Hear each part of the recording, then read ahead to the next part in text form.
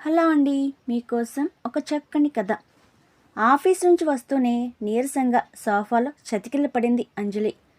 తోడికోడలి పరిస్థితి చూసి గబగబా వెళ్ళి చల్లని నీళ్ళల్లో ఓఆర్ఎస్ కలిపి తీసుకొచ్చి ఇచ్చింది కమల. ముందు ఇది తాగక్క, కాస్త కుదుట పడుతుంది, కాసేపుండి వేడిగా టీ తాగుదు గాని అంది. టీ వద్దు కమల, ఎర్ర ద్రాక్షలు తెచ్చిపెట్టు అంది అంజలి. ద్రాక్ష పళ్ళ లేవక్క, అయిపోయినట్లున్నాయి కమల తడబడుతూ అంది. అయిపోయాయా? అదేమిటి? పొద్దున్న నేను వెళ్ళే వేళకి ఉన్నాయే. నా కోసమని పాపం రాజీవ్ తను తినటం కూడా మానేశాడు నిష్ఠూరంగా అంది అంజలి. కమల మాట్లాడలేదు. నిశ్శబ్దంగా తల వంచుకొని కూర్చుంది. సరేలే, ఏం చేస్తాం, టీయే ప్రాప్తం అనుకుంటాను. అల్లం వేసి టీ పెట్టమని చెప్పు గిరిజకి అంటూ లేచి వెళ్ళిపోయింది అంజలి. కమలకి ఎంత అణుచుకున్నా ఆగని నిట్టూర్పు గుండె లోతుల్లోంచి తన్నుకొచ్చింది. రాజీవ్, అంజలి ఇద్దరు సాఫ్ట్వేర్ ఉద్యోగాలు చేస్తూ నెలకి 5 లక్షల దాకా సంపాదించుకుంటున్నారు. గేటెడ్ కమ్యూనిటీలో 3 బెడ్రూమ్ల ఇల్లు కొనుక్కొని ఉంటున్నారు. ఇప్పుడు కోట్ల ఖర్చుతో విల్లా కట్టించుకుంటున్నారు. రాజీవ్ తమ్ముడు రాఘవ్కు అన్నలా చదువు అబ్బలేదు. బీకాం చదివి ఏవో కంప్యూటర్ కోర్సులు చేశాడు. విజయవాడలో చిన్న ఉద్యోగంలో ఉన్న అతనికి ఈ మధ్య హైదరాబాద్లోని ఒక ప్రైవేట్ కంపెనీలో 30,000 రూపాయల జీతంతో ఉద్యోగం రావడంతో కమలాన్ని తీసుకొని భాగ్యనగరం వచ్చాడు. తమ్ముణ్ణి వేరే చోటుకి వెళ్ళనివ్వలేదు రాజీవ్.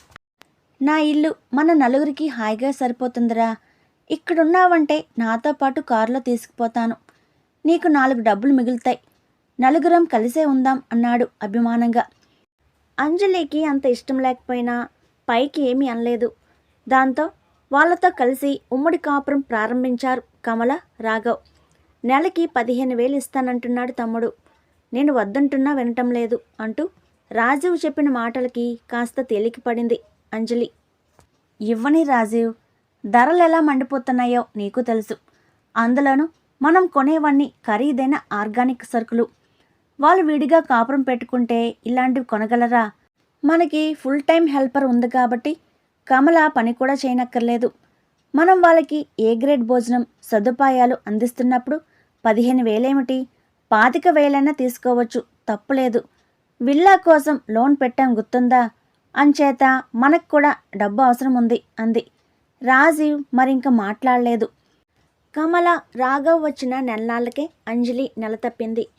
పెళ్ళై 6 ఏళ్ళవుతున్న రాణి గర్భం ఇప్పుడు రాఘవ్, కమల రావడంతోనే వచ్చిందంటూ వాళ్ళిద్దరిని పొగడేవాడు రాజీవ్. అంజలి కూడా సంతోషాన్ని ప్రకటించింది. తమ వల్ల మంచి జరిగినందుకు రాఘవ్, కమల ఆనందించారు. ఆ తర్వాత నెమ్మదిగా కమలకి పాటలు మొదలయ్యాయి. అంజలి నెల తప్పిన దగ్గర నుంచి ఖరీదైన పళ్ళు, డ్రై ఫ్రూట్స్ తీసుకొచ్చి పెడుతున్నాడు రాజీవ్. కడుపుతో ఉన్న మనిషి తింటుంది కదా అని కమల కానీ రాజీవ్ కానీ వాటి జోలికి వెళ్ళేవారు కాదు.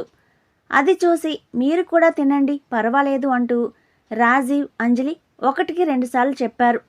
సరే, అంతలా చెబుతున్నారు కదా అని జిహ చాపల్యం కొద్దీ ఎర్రటి ద్రాక్ష పళ్ళు తీసుకుని తింది కమల. 2 కమలాలు తీసుకుని రాఘవ్కి జ్యూస్ చేసి ఇచ్చింది. ఆ సాయంత్రం ఇంటికొస్తూనే ద్రాక్ష పళ్ళు తగ్గిపోవటం చూసి చిరాకు పడింది అంజలి. తినండి పర్వాలేదని తను అన్నమాట కూడా మర్చిపోయింది. ముష్టి 15,000 పడేసి ఇన్ని సౌకర్యాలు అనుభవిస్తున్నారు, ఇంకా పళ్ళు కూడానా? పప్పు ఉప్పు అంటే ఏమో, పళ్ళ ఖరీదేమైనా తక్కువ? కివి ఒక్కొక్కటి 30 రూపాయలు. ఎర్ర ద్రాక్షలైతే పావు కిలో 100, 125. తనంటే సంపాదించుకుంటుంది, పైగా గర్భవతి. ఉత్తుకుత్తనే వాళ్ళకి పళ్ళు కూడా సరఫరా చేస్తుంటే అయినట్టే అనుకుంటూ ఇదేమిటి ఇంత తక్కువ ఉన్నాయి, ఇంకా బోలెడు ఉండాలే అంది కాస్త విసుగ్గా. ఆ మాట వింటూ ఆ విసుగు చూస్తూ చప్పున నేనే తిన్నాను అని చెప్పలేకపోయింది కమల. మరిక పళ్ళ జోలికి వెళ్ళకూడదని మాత్రం నిర్ణయించుకుంది. అయినా అంజలి అన్నీ లెక్క చూసుకోవటం మానలేదు. ఇంట్లో ఉండేది 5.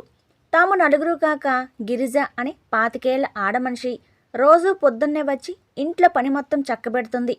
ఆమె అంజలి దగ్గర దాదాపు 3 ఏళ్ల నుంచి చేస్తుంది. 10వ తరగతి దాకా చదువుకుంది.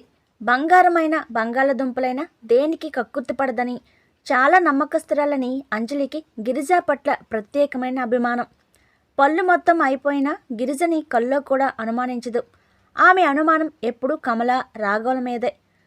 ఖరీదైన ఆహార పదార్థాలు కొనుక్కునే స్తోమత లేని వాళ్ళు, తమతో సమానంగా తినే హక్కున్న వాళ్ళు కనుక అంజలి అనుమానపు చూపులు ఎప్పుడూ కమలాని వెంటాడుతూనే ఉంటాయి. అప్పుడప్పుడు రాఘ వైపు కూడా ఓ నిశిత వీక్షణం విసురుతూ ఉంటుంది.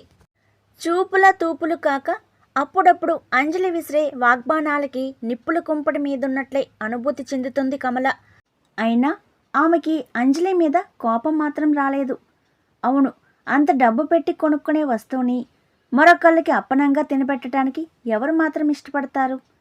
తమలాంటి మధ్యతరగతి మనుషులు 2 పూటల ఇంత కూర అన్నం తింటున్నందుకే సంతోషించాలి కానీ ఖరీదైన పళ్ళు కొనుక్కునేంత సీనెక్కడుంది? 10 మంది కొనుక్కునేవి చవగ్గా వచ్చే అరటిపళ్ళు మాత్రమే. వాటితోనే తృప్తి పడాలంతే. ఇలా రోజులు గడుస్తూ ఉండగా కమల కూడా నెల తప్పినట్లు తెలిసింది అంజలికి. మరింకేం, పళ్ళ బొట్టలు మరింత తొందరగా ఖాళీ అవుతాయి అనుకుంది మనసులోనే. రాజీవ్ మాత్రం, కమల నువ్వు కూడా రోజు పళ్ళు తిను, నేను తీసుకొచ్చి పెడతాను, మొహమాట పడకు, నేను వాడికి కాదు నీకే అన్నయ్యననుకో అంటూ అభిమానంగా మరదలికి చెప్పాడు. మరొక 15 రోజులు గడిచాయి. కమల 4 రోజులుండి వస్తానంటూ పుట్టింటికి వెళ్ళింది. అంజలి వర్క్ ఫ్రమ్ హోమ్ చేస్తుంది. ఆ రోజు ఉదయం 11 గంటల వేళ అంజలికి యాపిల్ ముక్కలు కోసి ఇచ్చింది గిరిజ. అంజలి 2 ముక్కలు తీసి గిరిజకిస్తూ తిను అంది. వద్దమ్మా, మీరు తినండి, అసలే నీరసంగా ఉంటున్నారు కూడాను అంది గిరిజ అభిమానంగా. అంజలి వెంటనే, నాకు తెలుసు గిరిజ, పండు ఒలిచి చేతిలో పెట్టినా కూడా నువ్వు మళ్ళీ నా నోట్లోనే పడతావు. ఎక్కడెక్కడ వాళ్ళో హక్కుదారులమని ఇల్లు దోచుకుంటూ పోతే నాకింత చాకరీ చేస్తున్న దానివి నువ్వు తినటానికేం, తిను అంటూ బలవంతంగా గిరిజ చేతిలో యాపిల్ ముక్కలు పెట్టింది. గిరిజ మాట్లాడలేదు, తల వంచుకొని వెళ్ళిపోయింది. ఆ సాయంత్రం 4 గంటల వేళ, అమ్మా ఒకసారి మా ఇంటికి వెళ్ళొద్దాం వస్తారా అంది గిరిజ. ఆమె మొహం వాడిపోయి ఉండటం చూసి కంగారు పడుతూ, ఏమైంది గిరిజ, ఇంటి నుంచి ఏమైనా ఫోన్ వచ్చిందా అంది అంజలి. అదేం లేదు, మీరు రండి చెప్తాను, చిన్న పని, అరగంటలో మళ్ళీ వచ్చేద్దాం అంది గిరిజ. అంజలి మరి కాదనలేదు. ఇద్దరు కారులో బయలుదేరారు. ఇంటికెళ్ళాక గిరిజ పక్కింటి నుంచి కుర్చీ తీసుకొచ్చి అంజలిని కూర్చోబెట్టి తను ఆమె పాదాల దగ్గర కూర్చుంది. ఆ పక్కనే ఉన్న మంచం మీద ఒక చంటి పిల్లాడు పడుకొని నిద్రపోతున్నాడు. అంజలి వాణ్ణి చూస్తూ, ఎవరా పిల్లాడు అంటూ ప్రశ్నించింది. చెప్తానమ్మా, మీకసలు వాణ్ణి చూపించాలని ఇక్కడికి తీసుకొచ్చాను అంటూ ప్రారంభించింది గిరిజ. పొద్దున్న మీరు ఎక్కడెక్కడ వాళ్ళో హక్కుదారులమంటూ వచ్చి ఇల్లు దోచుకుపోతున్నారు అన్నారు. మీరు కమలమ్మని ఉద్దేశించే ఆ మాటలు అన్నారని నాకు అర్థమైంది. కానీ మీరు అనుకుంటున్నది నిజం కాదమ్మా.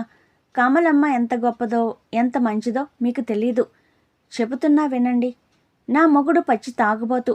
సంపాదించిందేదో ఆడి తాగుడికే సరిపోతుంది. ఇక నాకేం పెడతాడు? పెళ్ళైన వెంటనే నాకు నెల తప్పింది. విపరీతమైన ఆకలేసేది. ఏవేవో తిందామని పిచ్చి కోరిక పుట్టేది. కానీ తినటానికి డబ్బేది? నా పుట్టింటోళ్ళు ఈ పక్కనే. మా అన్నయ్య బాగానే సంపాదిస్తున్నాడు. మా వదిన ఇరుగమ్మకి పొరుగమ్మకి గిన్నెల్లో పెట్టి అందిస్తుంది కానీ నాకు పట్టెడన్నం పెట్టాలంటే మాత్రం ఏడ్చిపోతుంది. ఏ జంతికలో చేస్తే అలమరాల్లో పెట్టి తాళం వేసేది. అక్కడికి 1-2 సార్లు మా అమ్మ దొంగతనంగా నాకు తెచ్చిపెట్టి కోడలి చేత దొంగ అనిపించుకుంది. మొత్తం మీద ఆ 9 నెలలు నాకు సరైన తిండే లేదు. ఆపరేషన్ చేసి బిడ్డను తీసాక వాడు ఏడవలేదు. బ్రతికున్న గుర్తుగా సన్నగా మూలిగి ఊరుకున్నాడు.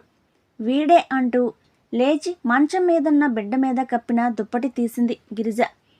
దాదాపు 2 అడుగుల పొడవున ఎముకల గూడులా ఉన్న ఆ సాల్తీని చూడలేక భయంతో కళ్ళు మూసుకుంది అంజలి. నిర్వికారంగా మళ్ళీ బిడ్డ మీద దుప్పటి కప్పేసి వచ్చి కూర్చుంది గిరిజ. వాడి వయసెంతో తెలుసమ్మా? 4 ఏళ్ళు. నేను తిండి తిన్న కారణంగా లోపల బిడ్డ మెదడు ఎదగలేదంట. అంచేత వాడి బ్రతుకు అంతేనని చెప్పేశారు డాక్టర్లు. గెంతుతూ తిరగాల్సిన పిల్లాడు గట్టిగా ఏడవను కూడా ఏడవకుండా అలా మంచంలో పడి ఉంటే చూసి ఏడ్చి ఏడ్చి రాయనైపోయాను నేను. నా మొగుడు మాత్రం హాయిగానే ఉన్నాడు. ఈ పిల్లాడికి కనీసం 2 పూటల ఇన్ని పాలైనా పడదామని, చేతనైనా వైద్యం చేయిద్దామని మీ దగ్గర పనిలో చేరాను. తినడానికి తిండి కూడా లేని పరిస్థితిలో మరి ఇంకా పిల్లల్ని కనకూడదని నిర్ణయించుకున్నాను. కానీ చీము రక్తం ఉన్న వెధవలం కదా. నాకు మళ్ళీ కడుపు వచ్చింది. ఇప్పుడు 4వ నెల. తొలిచూలు బిడ్డ కడుపున పడ్డప్పుడు ఎంత ఆనందించానో ఇప్పుడు అంతగా భయపడుతున్నాను. అబార్షన్ చేయించుకుందామనుకొని అనుకున్నాను, కానీ ఇప్పుడు నాకంటూ సంపాదన ఉంది కదా. అందుకని శుభ్రంగా తిని చక్కని బిడ్డని కనాలన్న ఆశతో గర్భాన్ని ఉంచుకున్నాను. ఆ క్షణం నుంచి నేను చేస్తున్న పనేమిటో తెలుసమ్మా? మీ ఇంట్లో ఆహారం దొంగతనంగా తీసుకుని తినటం. ముందు ముందు అవసరాల కోసం జీతం దాచుకొని మీ ఇంట్లో దొంగతనంగా పళ్ళు పాలు ఒకటేమిటి అన్నీ తింటున్నాను. నాకు ఇష్టం లేకపోయినా బిడ్డ కోసం తప్పదనుకుని తింటున్నాను. మామూలుగా అయితే నా దొంగతనం ఇట్టే బయటపడిపోయేది, కానీ ఇంట్లో కమలమ్మ ఉండటం వల్ల మీరు అవన్నీ ఆయమ్మే తింటుందని అనుకుంటున్నారు. నిజానికి ఆ తల్లి ఒక్క పండు కూడా నోట పెట్టడం లేదు. తను నెల తప్పిన దగ్గర నుంచి పెనిమిటి చేత అప్పుడప్పుడు కొన్ని పళ్ళు తెప్పించుకొని తింటుంది. అంతేకాదు, నా దొంగతనాన్ని ఆమె ఏనాడా పసిగట్టి నిలదీసింది. ఇదంతా ఆమెకి చెప్పుకొని ఏడ్చాను. జాలిపడింది. ప్రసవం అయ్యేదాకా అలాగే తిను గిరిజ. అక్క నన్ను దొంగ అనుకుంటే అనుకొని మరేం పర్వాలేదు. నేను ఎటు ఆమెతో కలిసి ఉండను. వేరే వెళ్ళిపోయి మా బ్రతుకులేవో మేం బ్రతుకుతాం. అంచేత నువ్వు శుభ్రంగా తిని పండులాంటి బిడ్డను కను అంది. పప్పు కూర అవి కాస్త ఎక్కువ చేయించి నాకు కొసరి కొసరి భోజనం కూడా పెడుతుంది. ఏదైనా సరుకు అయిపోతే పెనిమిటి చేత తెప్పిస్తుంది. ఒక్కోసారి తను కొనుక్కున్న పళ్ళల్లోంచి ఓ 4 పళ్ళు ఈ బిడ్డకి పెట్టమని నాకిచ్చి పంపిస్తుంది. గిరిజ మాటలు వినిపించడం మానేశాయి అంజలికి. చెవుల్లో కంగుమంటూ తాతగారి గొంతు వినిపిస్తుంది. అమ్మలు, మనిషికి ముఖ్యంగా కావలసింది ఆహారం. ఎంతకీ తీరని క్షుద్బాధ మనిషిని పిచ్చివాణ్ణి చేస్తుంది. పౌష్టికాహార లోపం వల్ల మనిషి నిర్వీకారుడైపోతాడు. అందుకే గురజాడ అప్పారావు గారు తిండి కలిగితే కండ కలదోయ్, కండ కలవాడేను మనిషోయ్ అన్నారు. పాడి పంటలు పొంగి పొర్లేలా పాటుపడమన్నారు. ఈశ్వరమని మనుషులుంటే దేశం బాగుపడదని హెచ్చరించారు. ఏం తిన్నా సరే పక్కవాడికి పెట్టకుండా మనం ఒక్కళ్ళమే తినకూడదని వేద సంస్కృతి మనకు హితవు చెప్పింది. సహనాభవతు సహనో భవక్తు సహవీర్యం కరవావహై. ఆహారాన్ని ఎవరికీ పెట్టకుండా తనొక్కడే తినేవాడు తర్వాత రాక్షస జన్మ ఎత్తుతాడు. ఒకరికి పెడితేనే మనం తినటానికి నోచుకుంటాం. పూర్వం అన్నదమ్ములు అక్కా చెల్లెళ్ళలో స్తోమత గలవాళ్ళు లేని వాళ్ళ పిల్లల్ని తమ ఇళ్లలో ఉంచుకొని పోషించేవారు. రాను రాను మనిషిలో స్వార్థం పెరిగి అయిన వాళ్ళని పట్టించుకోవడం మానేస్తున్నాడు. పూర్వం అందరికీ ఒకే రకమైన ఆహార పదార్థాలు దొరికేవి. ఇప్పుడు డబ్బున్న వాళ్ళకి నాణ్యమైన సరుకు, లేని వాళ్ళకి పురుగులు పట్టేసే పదార్థాలు. ఆలోచన స్రవంతిలో కొట్టుకుపోతున్న అంజలికి మేనత్త గుర్తొచ్చింది. అమ్మ పోయాక 2 ఏళ్ల పాటు తనని దగ్గరుంచుకొని ఇష్టమైనవన్నీ చేసి తినిపిస్తూ తల్లిని మరపించిన మేనత్త. ఆ తర్వాత తండ్రి 2వ పెళ్లి చేసుకున్నాడు. సవతి తల్లి అయిన కన్న తల్లి కంటే ఎక్కువగా తన్ని ఆదరించి కావలసినవన్నీ వండి పెట్టింది పిన్ని. పని మనిషి కడుపుతో ఉంటే తమ ఆవు పాలల్లోంచి రోజు 1 గ్లాసు పాలు దాని చేత తాపించేదావిడ. దానికి కొడుకు పుట్టాక ఆ బిడ్డను తెచ్చి పిన్నికి చూపించి, మాలో ఇంత చక్కని బిడ్డ ఎవరికీ లేదమ్మా. మీ రెట్టిన కూడు తాపిన పాలు నాకింత మంచి బిడ్డనిచ్చాయి. మీ రుణం తీర్చుకోలేం తల్లి అంటూ ఆనంద బాష్పాలు రాల్చిందది. ఆ ఉత్తములందరికీ వారసురాలు తను. ఒక మనిషికి తిండి దొంగతనం చేయవలసిన అవసరం ఏర్పడిందంటే దానికి సమాజం మొత్తం బాధ్యత వహించాల్సి ఉంటుందని బల్లగుద్ది చెప్పింది ఇటలీ న్యాయస్థానం. ఆహారం దొంగిలించడం నేరమే కాదని స్పష్టంగా ప్రకటించింది. పెట్టగలిగే శక్తి ఉండి అన్నార్తులకు ఆహారం పెట్టకపోవటమే నేరమని స్పష్టీకరించింది. సమాజం అంటే తనలాంటి వాళ్ళే, నేరస్తులు తామే. 2 ఏళ్ల తర్వాత పట్టాల మీద తిరుగుతున్న రైలు బొమ్మను చూపిస్తూ తన కూతురికి, మరిది కొడుక్కి పప్పన్నం తినిపిస్తుంది అంజలి. ఆరోగ్యంగా ఉన్న ఆ పసివాళ్ళిద్దరూ ఆనందంగా కేరింతలు కొడుతూ అంజలి పెడుతున్న గోరుముద్దల్ని తింటున్నారు. ఆ దృశ్యం చూస్తూ కలయో వైష్ణమాయో అని లక్షోసారి అనుకుంది కమల. ఒకప్పుడు 2 పళ్ళు లెక్క తగ్గితే చిర్రుబుర్రులాడిన తోడికోడలు తాను 4 రోజులు పుట్టింట్లో ఉండి వచ్చేసరికి ఎక్కడున్న పళ్ళు అక్కడే ఉన్నాయి. నువ్వేమీ తినటం లేదా కమలా? నీకు రత్నం లాంటి బిడ్డ పుట్టాలా వద్దా? కడుపు నిండా ఇంత ఆవకాయ అన్నం తినేస్తే కాదు, పౌష్టికాహారం తీసుకోవాలి అంటూ బలవంతంగా తన చేత అన్నీ తినిపించడం ప్రారంభించింది. పాలల్లో ప్రోటీన్ పౌడర్ తనే కలిపి ఇచ్చింది. మంచుకో చెడ్డకో నలుగురం కలిసి బతకడం ప్రారంభించాం. మీరిక్కడ ఉన్నంతకాలము మాతోనే అంటూ విల్లాకి కూడా తన్ని తీసుకొచ్చేసింది. మరోవైపు గిరిజాకి టైలరింగ్ నేర్పించి తన చేత బొటిక్ పెట్టించింది. పండు లాంటి తన చిన్న కొడుకుని తీసుకుని వారం వారం తన దగ్గరికి వస్తుంది గిరిజ. ఏమిటి ఇదంతా? కలయో వైష్ణవమాయో ఇతర సంకల్పార్థమో ఏదైతేనేమి కలిసికట్టుగా ఎదుగుతున్న బ్రతుకుల్లో వెన్నెల పువ్వుల్లా కలకల్లాడుతున్న పిల్లల మధ్య కల్పవృక్షంలా కూర్చుని ఉన్న తోటికోడల్లో దైవాన్ని చూస్తూ మనసులోనే చేతులు జోడించింది కమల.